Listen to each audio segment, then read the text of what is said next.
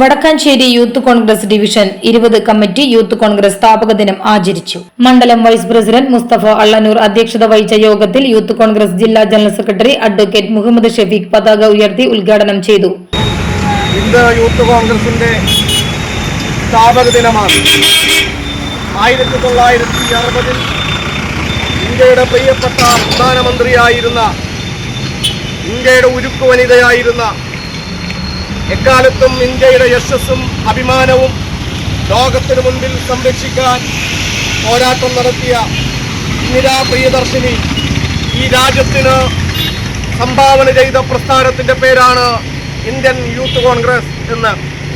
ആ യൂത്ത് കോൺഗ്രസ് അതിൻ്റെ 65 വർഷങ്ങൾ പിന്നിട്ടിട്ടിരിക്കുകയാണ്.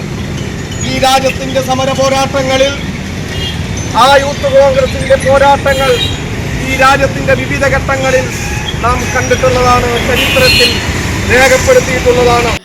മണ്ഡലം പ്രസിഡന്റ് ശ്രീനിവാസൻ മുഖ്യപ്രഭാഷണം നടത്തി.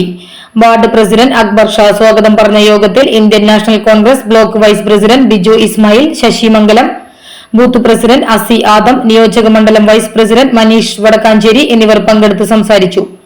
യൂത്ത് കോൺഗ്രസ് പ്രവർത്തകരായ ആദിൽ അഹമ്മദ്, ആസിഫ്, KS, ഹസ്ബിൻ, ജുനൈദ്, സഹൽ എന്നിവർ സന്നിഹിതരായി.